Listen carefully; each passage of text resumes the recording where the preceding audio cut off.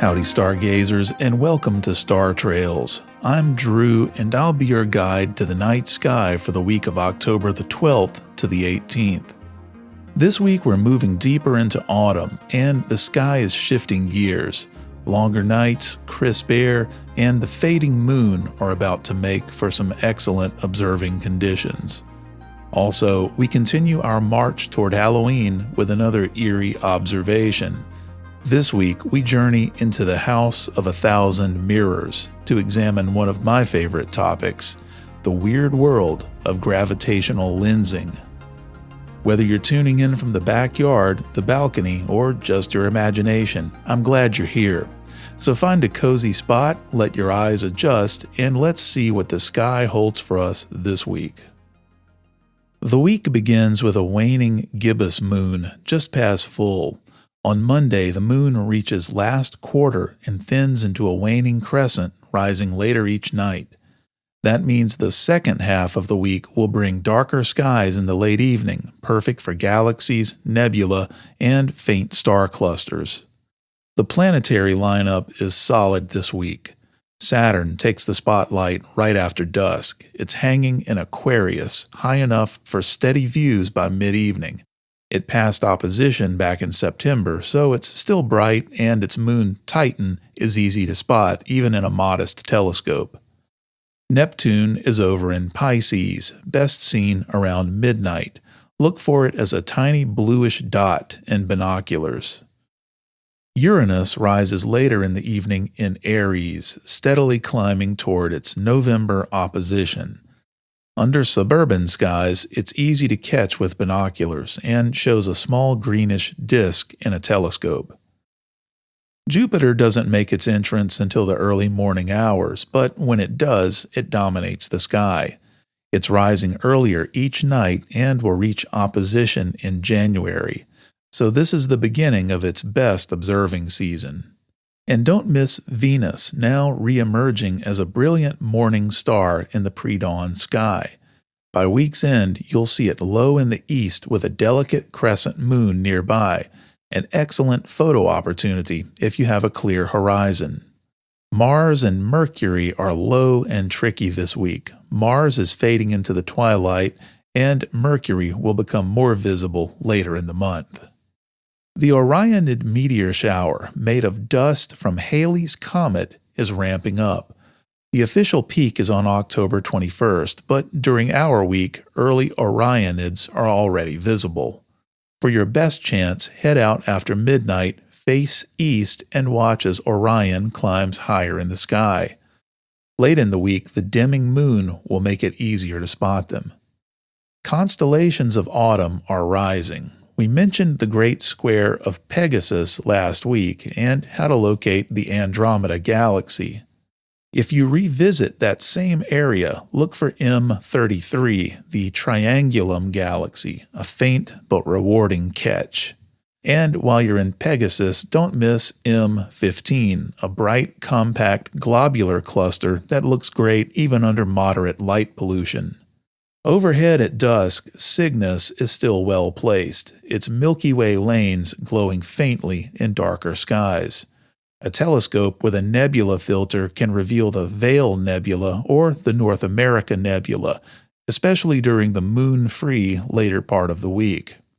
Down south, near Saturn, swing your scope to M2 in Aquarius, a fine globular cluster, and the Helix Nebula, a ghostly planetary nebula that really pops with an O3 or UHC filter. And if you're up late or early, you'll see Taurus rising in the east.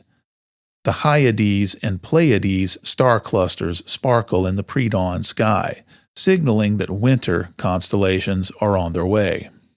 And don't forget to check NASA's Spot the Station app for ISS flyovers. A bright pass can add a little unexpected excitement to your observing session.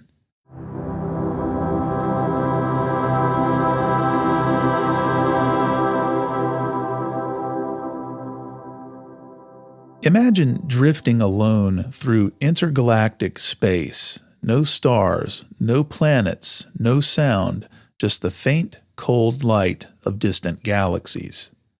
Then there it is, a single quasar, bright and sharp, and another, and another, and another. The same object repeated again and again, hanging in the void like reflections in a hallway of mirrors. What you're seeing isn't a trick of your eyes. It isn't a glitch in your telescope. It's the universe itself bending light into impossible shapes. Welcome to what I call the cosmic version of the House of 1,000 Mirrors. This strange funhouse is built by gravity, more specifically gravitational lensing, one of the most breathtaking predictions of Einstein's general theory of relativity. Einstein showed that massive objects, stars, galaxies, star clusters, don't just sit in space, they curve space-time itself.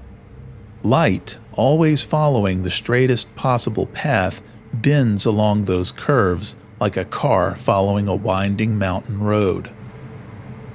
Picture a glass marble placed on a stretched rubber sheet. Roll a bead of light nearby and it veers off course. Now scale that up to a galaxy weighing trillions of suns.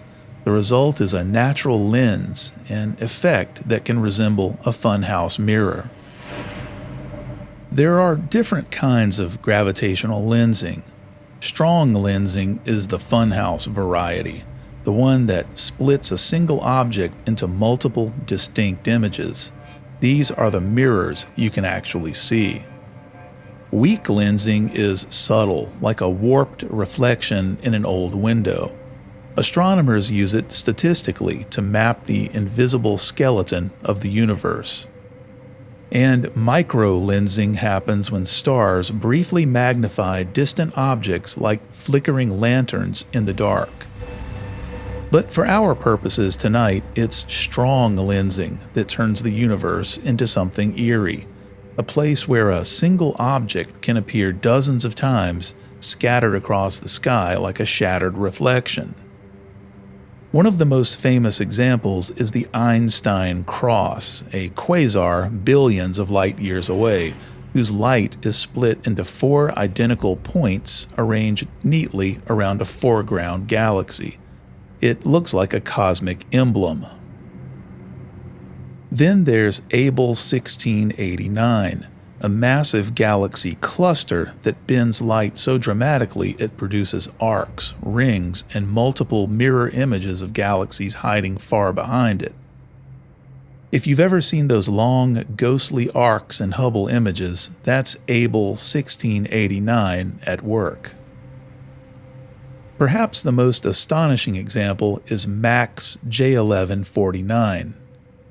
In 2014, astronomers witnessed the explosion of a distant supernova named Refsdal.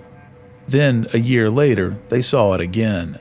The light had traveled through different routes in the warped space-time of a galaxy cluster. One path was shorter, one was longer. It was the same explosion appearing twice. This is time itself folded by gravity.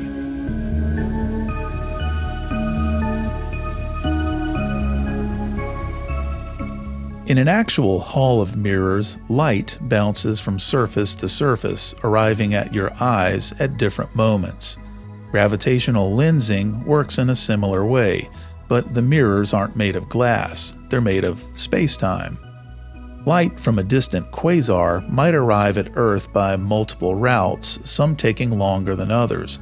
It's kind of like watching the same film twice, but from different theater seats. This cosmic rerun is eerie, but it's also incredibly useful to astronomers.